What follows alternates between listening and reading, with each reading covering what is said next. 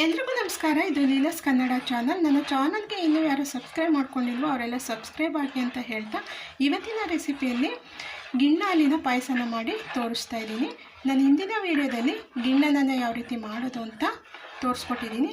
ಅದಕ್ಕೂ ಒಂದು ಲೈಕ್ ಕೊಡೋದನ್ನು ಮರೀಲೇಬೇಡಿ. ಹಾಗಾದರೆ ಬನ್ನಿ ಈ ಗಿಣ್ಣಿನ ಪಾಯಸನ ಯಾವ ರೀತಿ ಮಾಡೋದು ಅಂತ ನೋಡ್ಕೊಂಡು ಬರೋಣ. ನಾನಿಲ್ಲಿ ಅರ್ಧ ಲೀಟ್ರ್ ಆಗುವಷ್ಟು ನಾನು ಗಿಣ್ಣ ಹಾಲನ್ನು ತೊಗೊಂಡಿದ್ದೀನಿ. ನಾನಿಲ್ಲಿ ಗಟ್ಟಿಯಾಗಿರುವಂಥ ಹಾಲನ್ನು ತೊಗೊಂಡಿದ್ದೆ. ಅದಕ್ಕೆ ಸ್ವಲ್ಪ ನೀರು ಹಾಕ್ಕೊಂಡು ತೊಗೊಂಡಿದ್ದೀನಿ. 2 ಸ್ಪೂನ್ ಆಗುವಷ್ಟು ನಾನಿಲ್ಲಿ ಅಕ್ಕಿನ ತೊಗೊಂಡಿದ್ದೀನಿ. ಒಂದು 1/4 ಕಪ್ ಆಗುವಷ್ಟು ನಾನಿಲ್ಲಿ ಶಾವಿಗೆನ ತೊಗೊಂಡಿದ್ದೀನಿ. ಅರ್ಧ ಕಪ್ ಆಗುವಷ್ಟು ನಾನಿಲ್ಲಿ ತೆಂಗಿನ ತುರಿನ ತೊಗೊಂಡಿದ್ದೀನಿ. ಒಂದು 1/4 ಕಪ್ ಆಗುವಷ್ಟು ನಾನಿಲ್ಲಿ ಗಸಗಸೆನ ತೊಗೊಂಡಿದ್ದೀನಿ. ದ್ರಾಕ್ಷಿ, ಗೋಡಂಬಿ ಮತ್ತು ಬಾದಾಮಿನ ತೊಗೊಂಡಿದ್ದೀನಿ. 1 ಅಚ್ಚು ಬೆಲ್ಲನ ನಾನಿಲ್ಲಿ ಕರಗಿಸ್ಬಿಟ್ಟು ಸೋಸ್ಬಿಟ್ಟು ತೊಗೊಂಡಿದ್ದೀನಿ.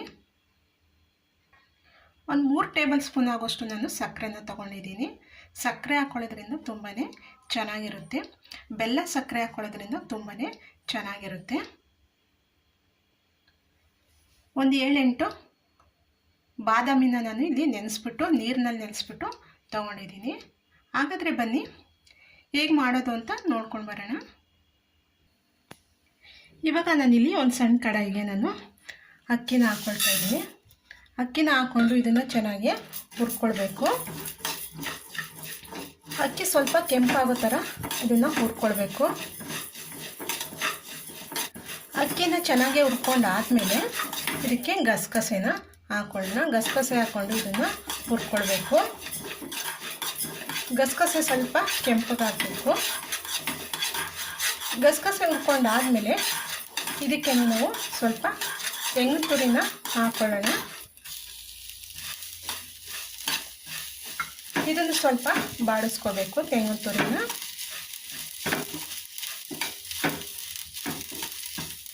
ಇವಾಗ ಇದು ಆಗಿದೆ. ಇದನ್ನು ತಣ್ಣಗಾದ್ಮೇಲೆ ಇದನ್ನು ಮಿಕ್ಸಿ ಜಾರ್ಗೆ ಹಾಕ್ಕೊಂಡು ರುಬ್ಕೊಳ್ಳೋಣ.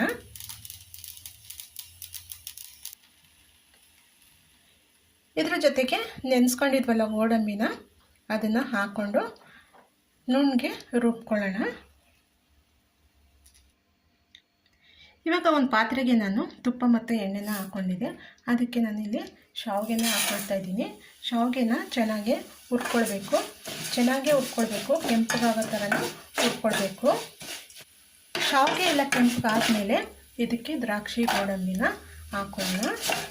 ಹಾಕ್ಕೊಂಡು ಇದನ್ನು ಚೆನ್ನಾಗಿ ಹುರ್ಕೋಬೇಕು. ಚೆನ್ನಾಗಿ ದ್ರಾಕ್ಷಿ ಗೋಡಂಬಿ ಎಲ್ಲ ಹುರ್ಕೊಂಡಾದ್ಮೇಲೆ ಇದಕ್ಕೆ ಹಾಲನ್ನು ಹಾಕ್ಕೊಳ್ಳೋಣ.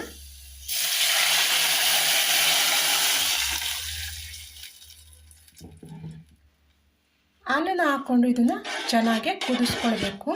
ಹಾಲು ಚೆನ್ನಾಗಿ ಕುದಿಬೇಕು.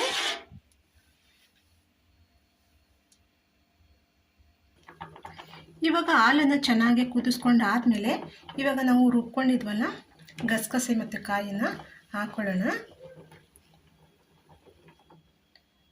ಹಾಕ್ಕೊಂಡು ಇದನ್ನು ಚೆನ್ನಾಗಿ ಮಿಕ್ಸ್ ಮಾಡಿಕೊಂಡ್ರೆ ಆಯಿತು. ಇವಾಗ ಇದಕ್ಕೆ ಬೆಲ್ಲದ ನೀರನ್ನು ಹಾಕ್ಕೊಳ್ಳೋಣ.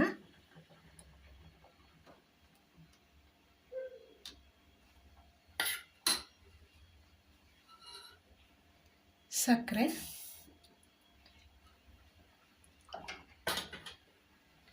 ಹಾಕ್ಕೊಂಡು ಇದನ್ನು ಚೆನ್ನಾಗಿ ಕುದಿಸ್ಕೊಳ್ಬೇಕು.